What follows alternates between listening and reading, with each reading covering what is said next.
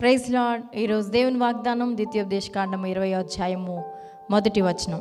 నీవు నీ శత్రువులతో యుద్ధమునకు పోయి గుర్రములను రథములను మీకంటే విస్తారమైన జనమును చూచినప్పుడు వారికి భయపడవద్దు.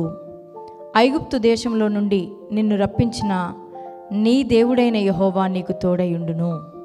దేవుడు తన ప్రజలను బలపరుస్తున్న విధానం చూడండి, ఎంత అద్భుతంగా బలపరుస్తున్నాడు. మీ మీదికి వచ్చిన శత్రువుల సంఖ్య ఎంత గొప్పదైనా, రథాలు గుర్రాలు ఎంత విస్తారంగా ఉన్నా మీరు భయపడొద్దు. ఐగుప్తు దేశంలో నుంచి నేను మిమ్మల్ని విడిపించాను, తీసుకొచ్చాను అని దేవుడు మాట్లాడుతున్నాడు. నిజమే కదా.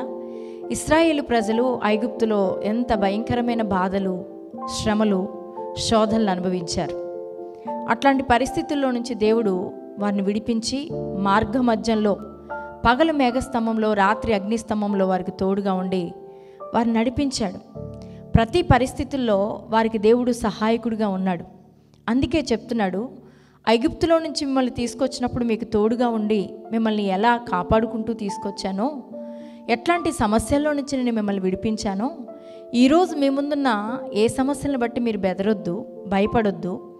ఆనాడు తోడుగా ఉన్న దేవుణ్ణి ఈరోజు కూడా నీకు తోడుగా ఉన్నానని చెప్తూ బలపరుస్తున్నాడు. ప్రియమైన దేవుని బిడ్డ, ఈరోజు ఈ వాగ్దానం ద్వారా దేవుడు నీతో కూడా మాట్లాడుతున్నాడు.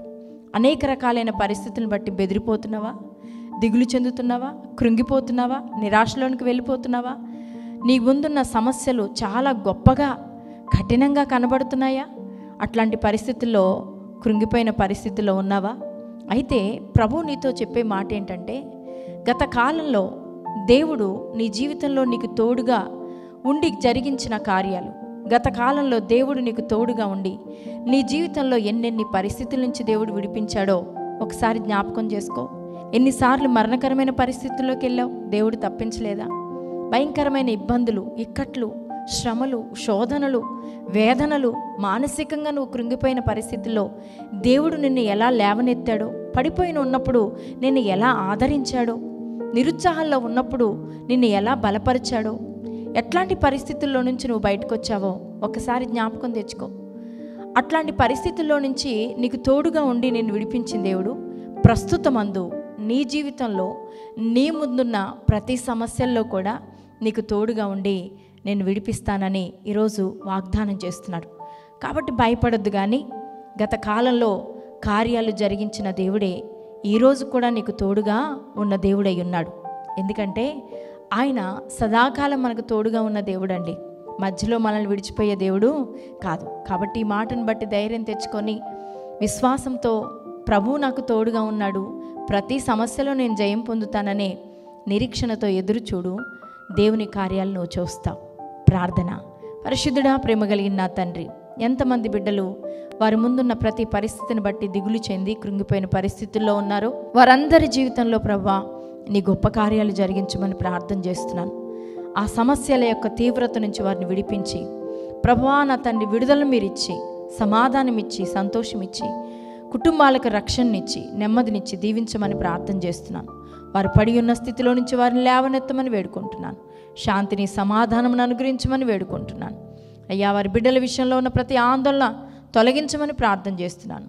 ఎంతమంది తమ భవిష్యత్తు కొరకు చింతిస్తున్నారో ప్రభా వారికి మేలు కలగజేయమని ప్రార్థన చేస్తున్నాను. ప్రభా, వివాహాలు కావాల్సిన బిడ్డలకు సహాయం చేయండి. గర్భఫలాలు లేని బిడ్డలకు గర్భఫలాలు దయచేయండి.